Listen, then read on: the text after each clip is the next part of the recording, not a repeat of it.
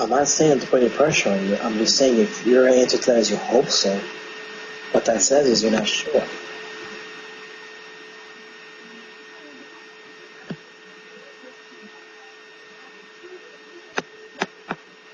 The way my mind works. How can I be sure if I don't even know? I don't know what it takes to make a relationship work. I've never even seen by example. You know, my grandparents were wonderful people. They loved me very much. But there was a lot of infidelity in my grandparents' relationship. Right. Up until the day my grandpa died. Right. I want us to work. I ask God to give me the knowledge and the strength and whatever it's going to take to make us work as a husband and wife. I ask Him to give me that because I can't say for sure because I don't know. Well, I don't want to lie to myself. I don't want to lie to you.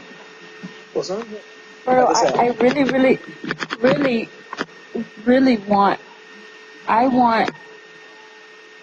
want the happy family. I want the thing that people dream about. Yes, sir. I want, like, this is what I want. I want to be able to have a date with my family. You know, like guys have a guys' night out and so forth? Well, I want a family night out. Like, I want them to come over and say, okay, kids, dear, let's go out. Let's go bowling. You know, let's do something, you know? There's something I could do to... You know, that's exactly how I used to be too, Alberto. I was like that too. And it had nothing to do with anybody else but myself. I didn't want to go out. I was embarrassed of my appearance. I was not happy with myself. I mean, I'm not saying that's her reason, but I can definitely identify with her. So, do you think you're that way now? No. Okay. So no, my self-confidence... Good night. Off the chart. Slow down there, horsey. Slow down. Confidence is good, but don't go too far up. Valid. Yes, exactly. It really is just going to be me, you, Josiah, and Miranda. All flat. Dead. Someone else, listen, if I'm next to you and you're like that, you still look great. I would still love you. Oh my goodness. You're crazy. I'm just being honest here.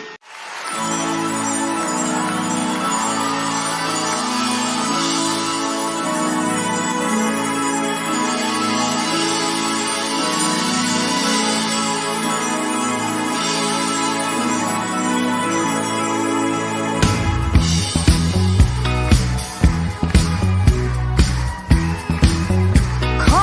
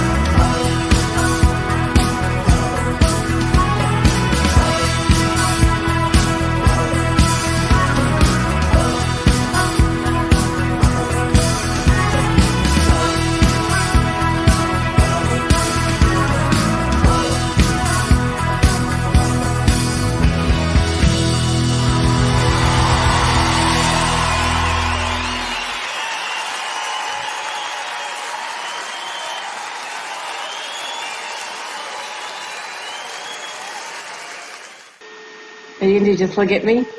If I do, I'm gonna grow. Okay. That would make me smile. Well, I'm growing now though, so. You better be careful. Your mama's home. They come in there and pop you on your head. Got the door closed. So. So you'll open it. She may. And she'll say, pop. Exactly. Fuck you doing? Why did I ask? Should I put that away?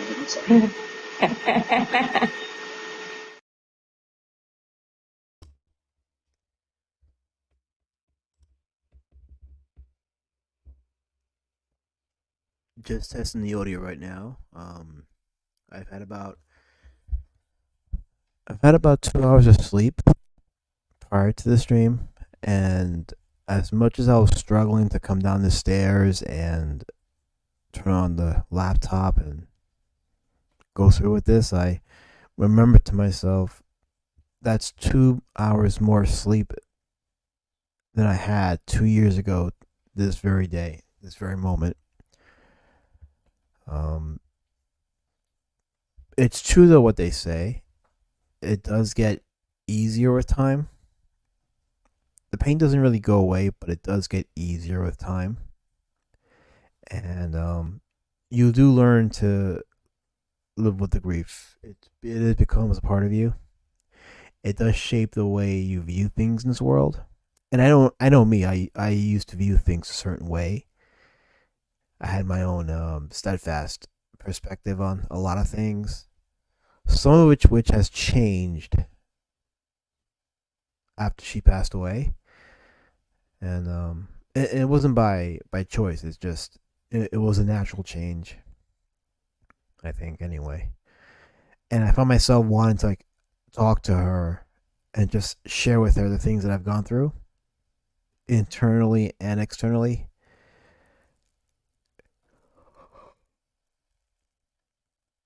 All to tell her that that she was right about a lot of things. So, and and I was right about a couple of things too. I didn't realize how much it would really get to me. And I actually had a men's widowers Zoom call yesterday. We started a men's group for the fall.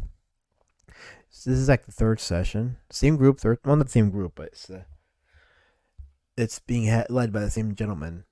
And some new guys are in the group. The first time I was in the group, I was still heavily deep in the grief. I was still heavily mourning, and I couldn't believe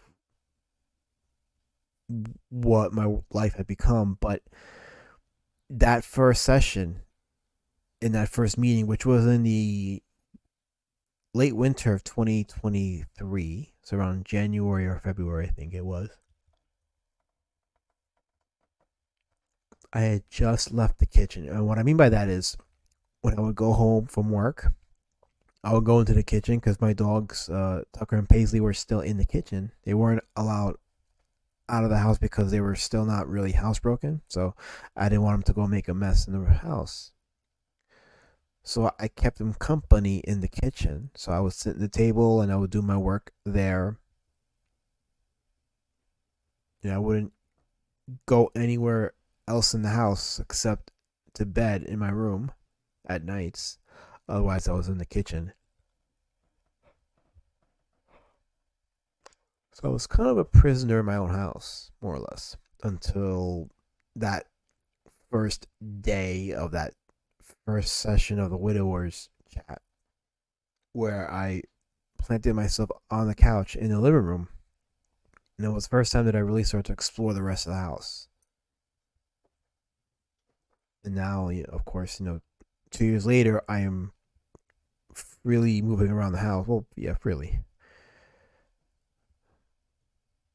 A house that for a while was a living museum of memories. That was another thing too, coming home and seeing pictures of a life that is no longer my life. It's no longer here.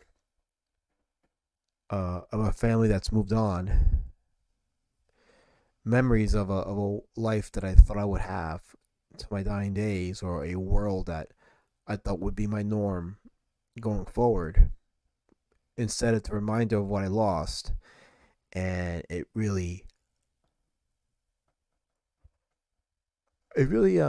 emphasized the new life, the new quote unquote, the new normal that I inherited.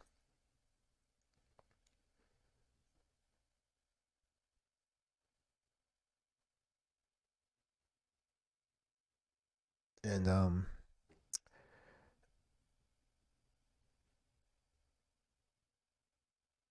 I will say that things have progressed in some areas of my life, and others, um, well, no, actually, for the most part, there's been a progression. I grew up. I grew up from what I was a couple years ago to the man that I am now, a man that I wouldn't recognize if you had held a crystal ball to me a few years ago and said that this was going to be me in 2024. I wouldn't recognize who I was or who I would become. Like, who is that man doing those things? Who is that man being all responsible and shit? And how did he get to that point?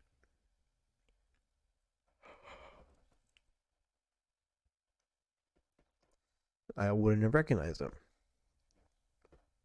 And I find myself in the last couple years, like when I experience certain things, I find myself wanting to go home to Stephanie and to say, "Hey, you're not gonna believe what happened," and then I realize, oh, she's not here, and then a bigger realization that, oh, these things happen because she's not here. I had a ghost of these things because she's not here anymore.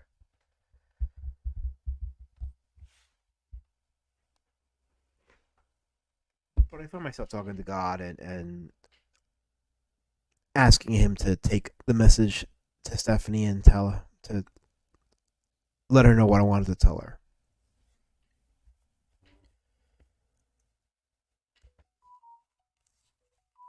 So that's it's a little brief introduction to the stream. And I expect it to rain because right now we're in the hurricane season, and Hurricane Helene has been making the rounds in the news. And much love and prayers to the people of um, North Carolina, especially Asheville. It's a devastating what happened on there, but it's not raining right now. It was raining the last couple of days, but it doesn't seem to be raining now. And that morning when I got home from the hospital, after spending about what seemed like an hour or two after she was declared gone, I remember the weather being ugly and rainy. So I kind of anticipated that it would be the same today, right now, based on the weather of the weekend. But it's a little overcast, but doesn't seem to be rainy. So I guess that's a step up, perhaps, or maybe not. I don't know. But remember the stream that I did last year, in which I went over all the posts that I posted in the widows groups that I joined, in which I shared my memories and my perspectives with Stephanie, and what I was going through emotionally, as well as some of the mishaps that I've encountered since her passing. And I shared some of that in the stream from last year. So if you haven't seen the stream from last year and you want to check out those posts and to get an idea of what the first 7 or 8 months was like for me, you can go ahead and check that stream out. I was pondering what was going to be the purpose of this stream, because I don't want to just reflect on her passing. It's more than just her passing. It's just the term celebration of life, which is a term that I kind of hated. Because I feel like it's just sugarcoating or putting a band aid on what it actually is, which is reflecting on your loss. But I said, this will just be an organic stream. It'll either be an hour or 2 hours, depending. But it won't exceed two, but it won't be less than one. So we'll see how much I express in the hour before I decide if that'll be the stream. And I'm not expecting a lot of people to watch. I doesn't seem like a lot of people watching now, which is fine. I tend to have this perspective that a lot of people have forgotten her, forgot her memory, and they sure as hell forgotten me. They absolutely sure as hell forgotten me. Not to say that if the opportunity rose up, they wouldn't say hi, but truth be told, I am a forgotten man. That is a reality with a lot of widowers is they become forgotten. They become left behind. They become an afterthought, a memory.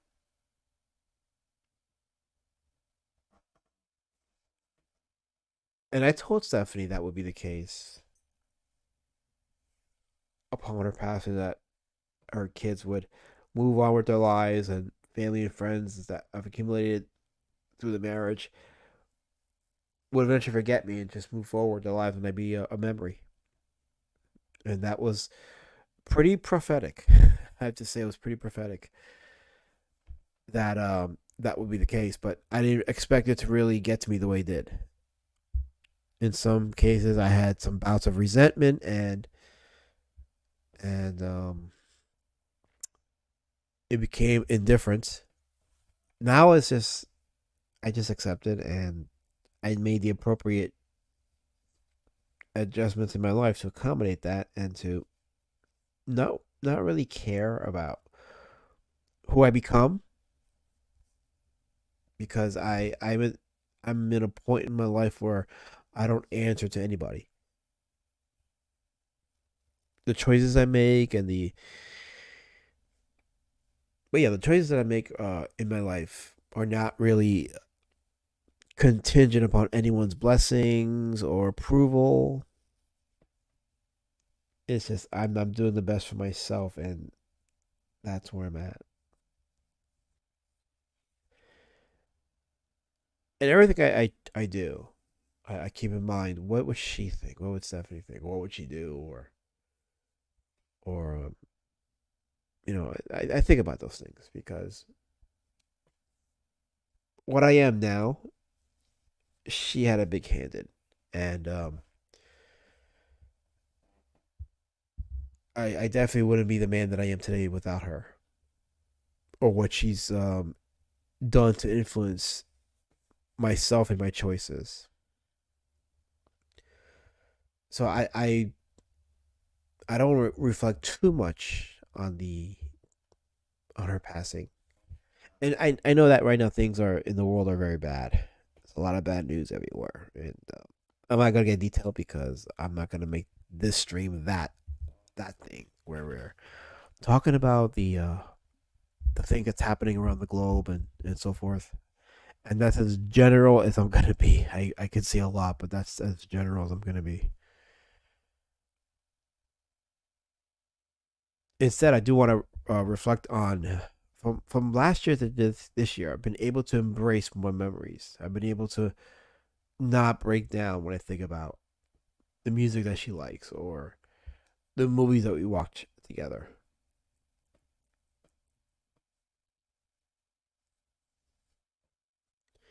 I will say though that as much as I felt completed that as much as I felt that I've completed my duty onto her when I took her ashes to Texas and buried her there, I also felt a slight resentment towards her because now I can't visit her grave as much as I want. I haven't visited her grave since August of last year, so I've got over a year without visiting her headstone, and kind of I've been a little upset about that because I don't get that closure. In fulfilling her final wish, I didn't. I robbed myself of that closure. It's part of, I guess, why I kept the memorial I have here in my living room of her. But not necessarily the same thing, but it's something. But still, I feel I hate that word. I hate saying that. I feel. I hate saying that. To me, it comes across as if I'm just compensating for something that I can never really do, which is visit her grave and just like talk with her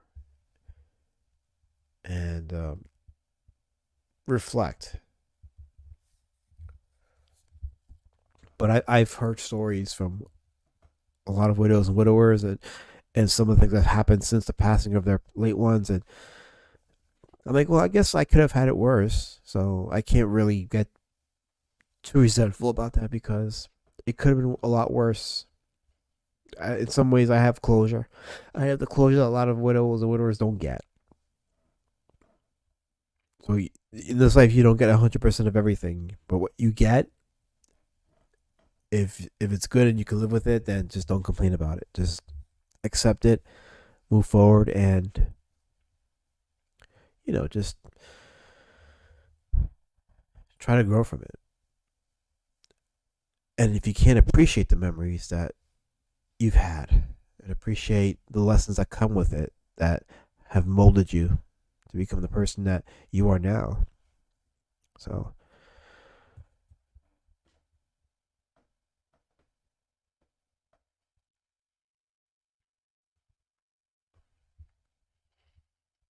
I'm able to listen to a lot of the music that remind me of her and our times together.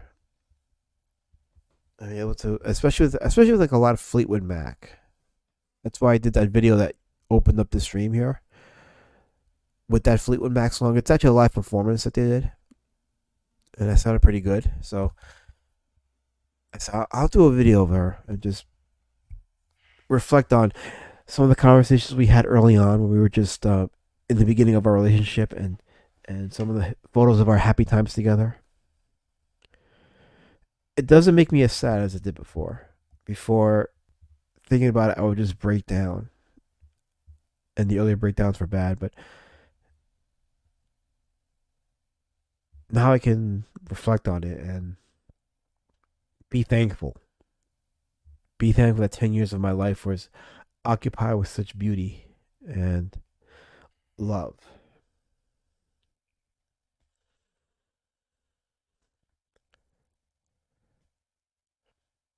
So much so that I go to my guitar practices on Saturday, and last couple of months I've been doing Stevie Nicks' "Landslide."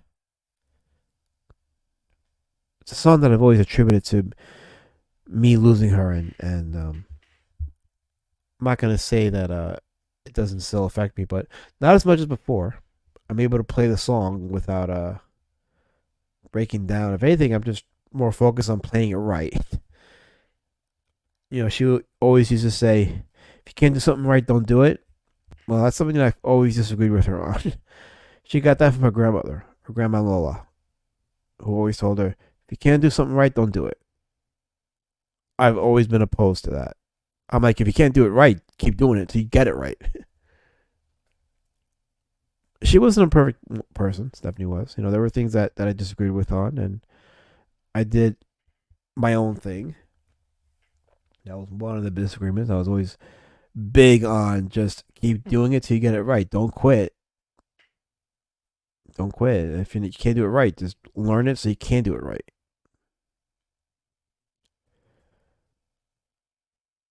So, but yeah, staring out my window, it's not easy to tell from this angle because the webcam doesn't really accurately capture it. But yeah, it is pretty gloomy outside, just like it was that morning 2 years ago. And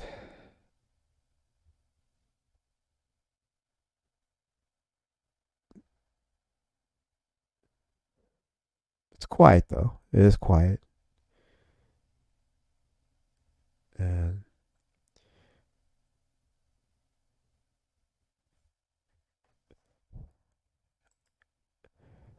I'm also very sleepy too. um, but it's funny. Yeah, I had more sleep now than I did 2 years ago, and I'm sleepier now than I was then. But that's no surprise. That's no surprise. So it makes sense.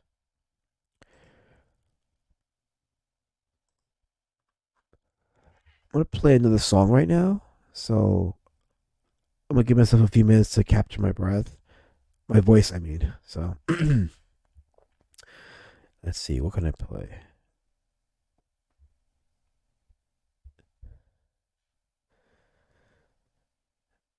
okay. I want to talk about some of the oldies I listen to. So let's start with this one. Just for a few minutes while I capture my breath, my voice. I keep saying my breath. I mean my voice. That's what I mean. Here we go.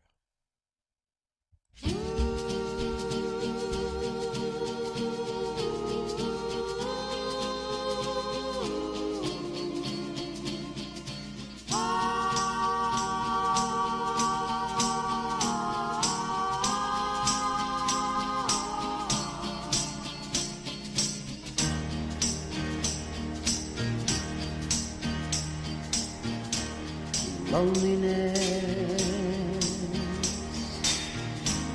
is the coat you wear, a deep shade of blue is always there. The sun ain't gonna shine anymore, the moon ain't gonna rise in the sky, the tears are always clouding your eyes when you're without love, baby. Emptiness is the place you're in, with nothing to lose, but no more to win. The sun ain't gonna shine anymore, the moon ain't gonna rise in the sky, the tears are always clouding your eyes when you're without love. Lonely without you, baby. Ooh, I need you. I can't go on. The sun ain't gonna shine anymore, the moon ain't gonna rise in the sky, the tears are always clouding your eyes. The sun ain't gonna shine anymore when you're without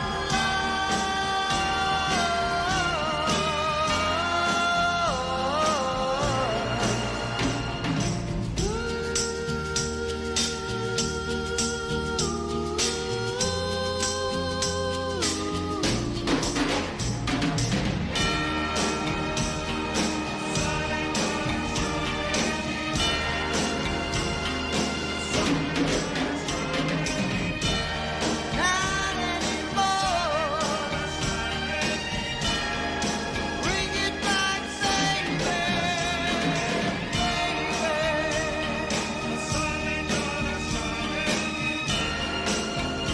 Oh,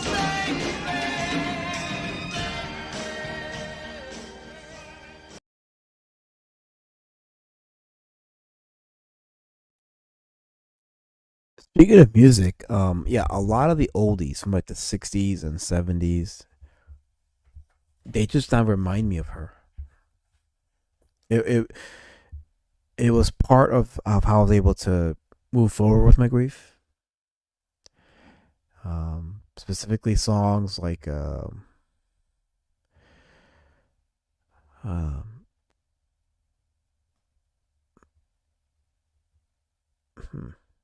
no, I can't remember, but whether it was at my job or at the diner near me, when I would go eat on Saturday afternoons, they would play a lot of the older music, old time music, and yeah, it kind of reminded me of her, of me losing her. In a way, it sort of played into the grief and played into being able to move forward. Though, the Bridge Over Troubled Waters by Simon and Garfunkel. As a boy, listening to that song, it would make me sad because it came with a sense of intense sadness that I couldn't process. And then years later, on October 6th of 2022, it was played at Stephanie's memorial. And now I hear that song and it reminds me of that memorial. It reminds me of having to stand in front of a crowd of people that were her family and friends and having to eulogize her, which is to me mind-boggling.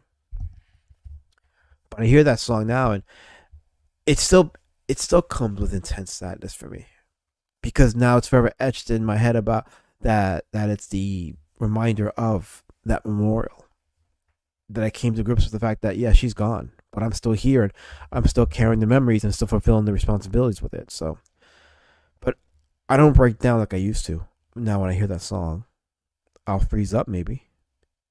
It'll get intense enough where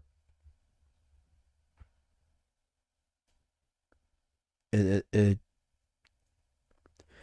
underlies a certain heaviness, but it's not as sad as it was before. I'm able to hear it, and I invite that memory. I invite that sadness that came with that memory.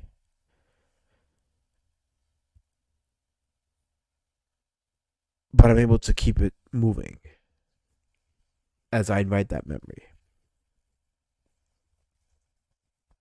There's still some footage or some stuff that we share that I still don't watch or do because I don't want to invite that sadness either. You know, I do want to accept and move forward, but there's always going to be that fear that she's going to be completely forgotten, that she's going to be completely I'll see evidence of that. You know, if I post something on Facebook, for example, yeah, some family and friends will comment or reply, whatever. But a lot of it, and I'm just gonna be blunt, a lot of it's some really stupid emojis. Like it's just stupid emojis. It's the hearts, or like you got the puppy dog hugging the hearts, and I'm like, I'm not a fucking kid, you know. And she's not a passing memory. She was a human being that left a mark on a lot of people, and it's reduced to emojis as a reply.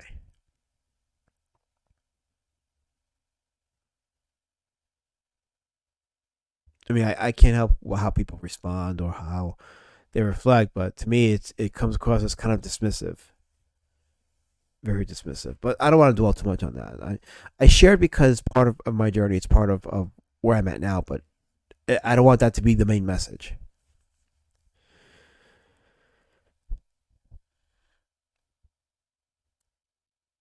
I didn't set up this stream with an intent of having some kind of a plan or theme for the stream because I needed it to be as organic as possible. But I also wanted to always remember that it's about celebrating her memory and her impact on people.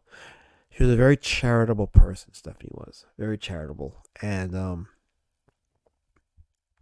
was always giving of people. It was a power and a strength that she had. She had that power. She had that strength, and I don't want to let that be buried with her. It helped me to become that because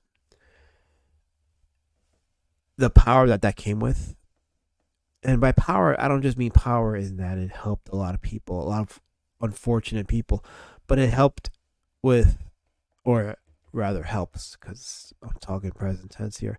It helps with how you harness that sadness and how you turn that into a strength for others, a weapon for others. And I begin to see now why she was the way she was. I can see what she sees now. I can understand what she thought and what she felt. In many ways, I've become that. That's why I say I'm not recognizable. I can't really identify myself from where I was 2 years ago to who I am now. It's like a transition between two different people.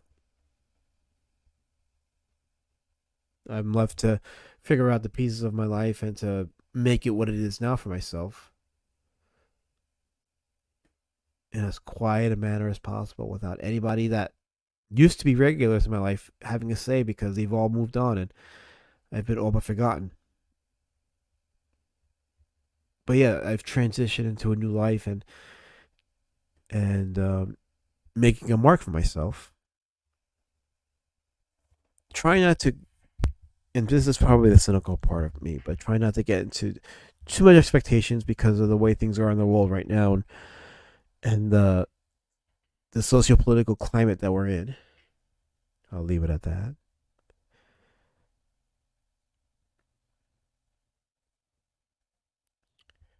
And I realized I didn't really promote this stream as much as I did the first one. I guess because I left a post on my Facebook because Facebook is horrible with posts on your timeline that have YouTube links. It kind of suppresses it in the algorithm. So I said if everybody wanted the link to the stream, just reply in the comments and I'll post the link there. So I did post a link in the comments, but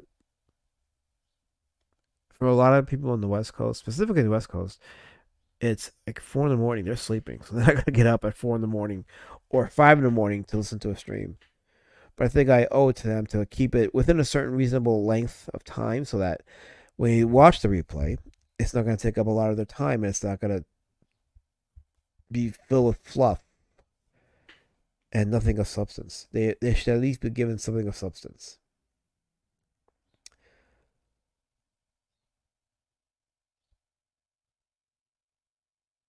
Right now, there are birds singing. There weren't any birds 2 years ago. They were trying to stay dry from the rain.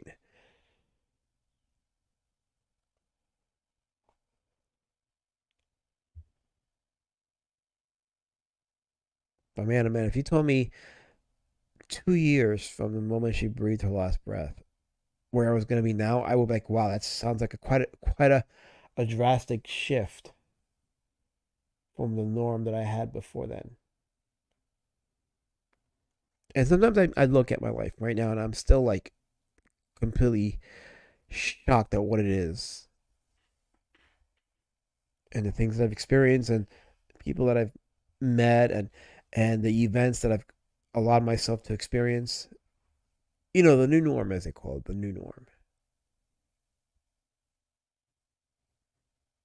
And I still can't believe that's my life. I still can't believe that's what it's become. I'm not saying all of it is bad. To the contrary, a lot of it has been productive. A lot of it has been life changing, probably for the better. I would say for the better.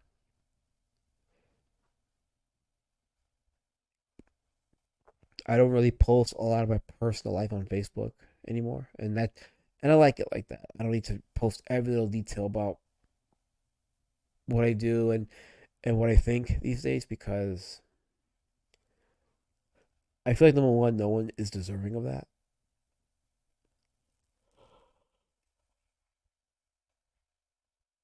and number two, I've embraced the quietness.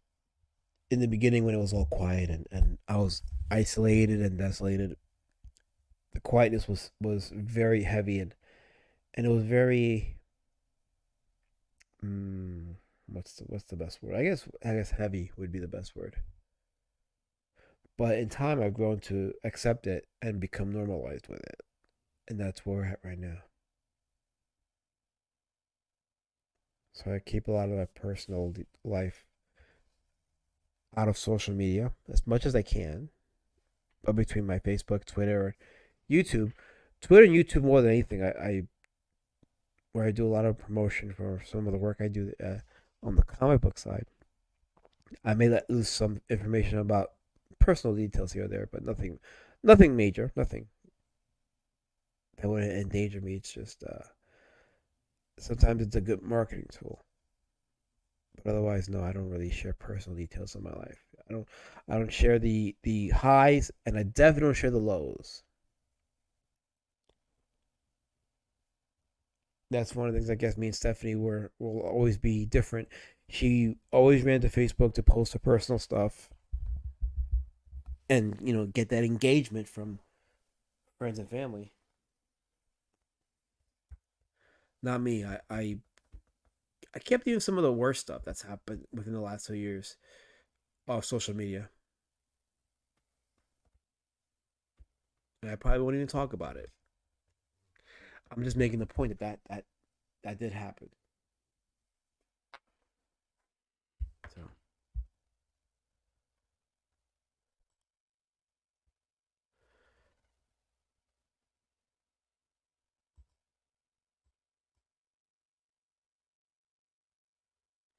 yeah, I'm just checking the stream because on my YouTube channel. Probably gonna end it in about 15 minutes.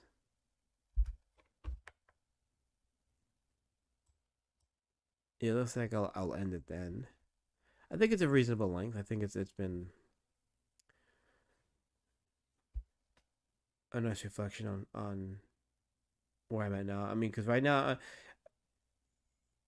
she's in the presence of the Lord. She's staying before God, and she's getting that perfect love, the kind of love that's not existent in this world. And she didn't deserve the coldness of this world. The power that she brought with her, the power and the strength that she had within her to be charitable. This world didn't deserve that. It didn't deserve what she brought to it, but she brought it to it and made it a better place. And now with her gone, the world became a horrible place. Not counting all the other stuff that's happening, but she's where she needs to be in the presence of the Lord, getting that perfect love and having all her tears wiped away and living a perfect existence right now. The rest of us are just struggling and trying to get through this life and trying to make sense of it as it turns to shit. So, um,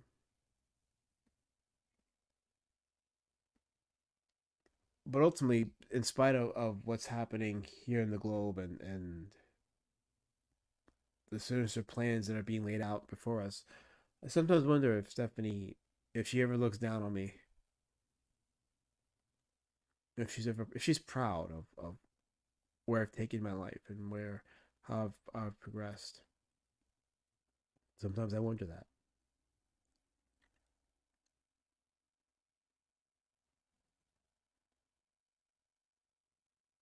I always said that I have to make my life better than what it was in the final 14 months of our marriage because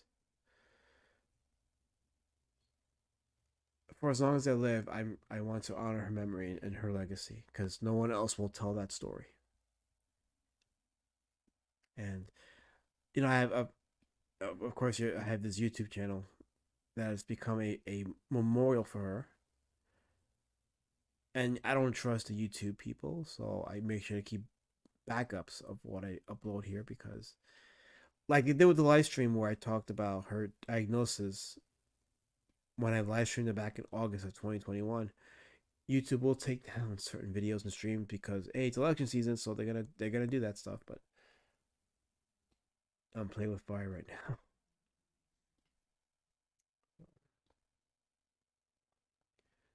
But I'll be ending the stream in a few minutes. Like I said, I not many people are watching live. It's early. Some people are taking their kids to school, others are sleeping in or getting ready for work. So I can't expect them to pause their day and watch this and hear the ramblings of a widower and whatever he's got to spew.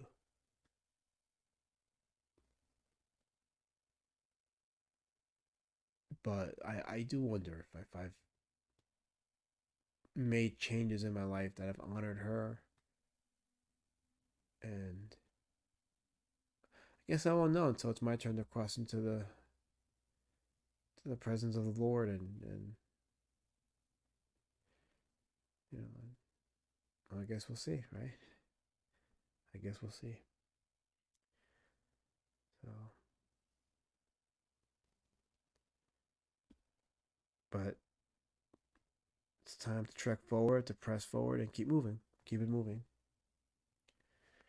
and always remember. I'll always remember because I have it etched in my memory what she was like in her final moments, and I didn't ever wanted to move forward with my life and have that image of her in the hospital bed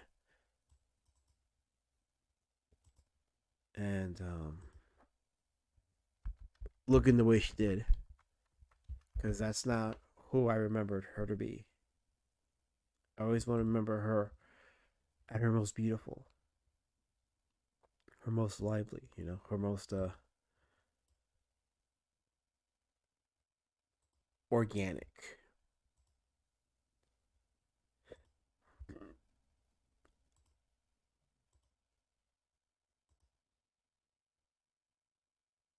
And I always want to remember that beautiful face and that smile.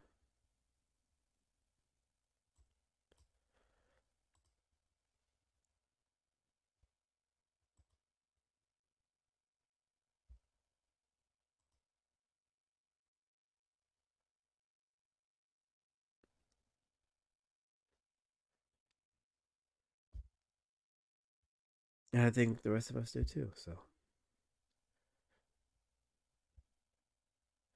I want to keep trekking on this life and try to keep on honoring her memory, her legacy, and taking the lessons that she's taught me and bringing that onto someone that deserves to have that best of me as I move forward in this life.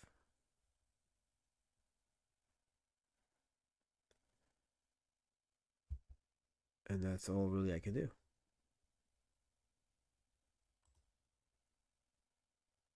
And that's the best way that I can honor Stephanie. And the best way that I can really become an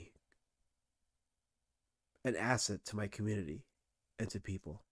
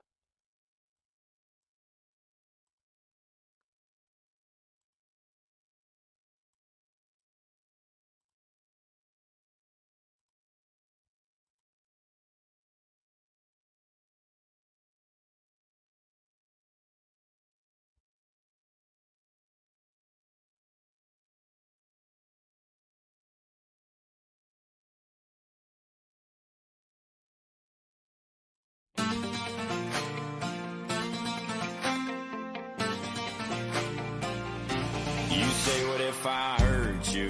What if I leave you? What if I find somebody else and I don't need you? What if this goes south? What if I mess you up? You say, what if I break your heart in two, then what? Well, I hear you, girl, I feel you, girl, but not so fast. Will you make your mind up? I gotta ask. What if I was made for you and you were made for me? What if this is it? What if it's meant to be? What if I ain't one of them fools just playing some game? What if I just pull you close? What if I lean in and the stars line up and it's our last first kiss? What if one of these days, baby, I go and change your name? What if I loved all these what ifs away?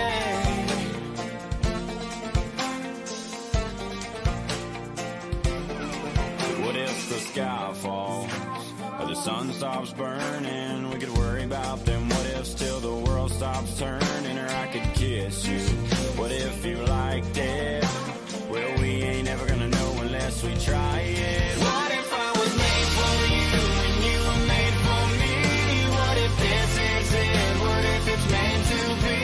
What if I ain't one of them fools just playing some game? What if I just pull you close? What if I lean in and the stars line up and it's our last first kiss? What if one of these days, baby, I go and change your name? What if I loved all these what ifs away? Oh yeah. Come on.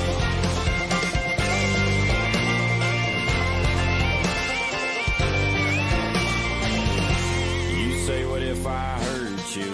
What if I leave you? What if I find somebody else and I don't need you? flowers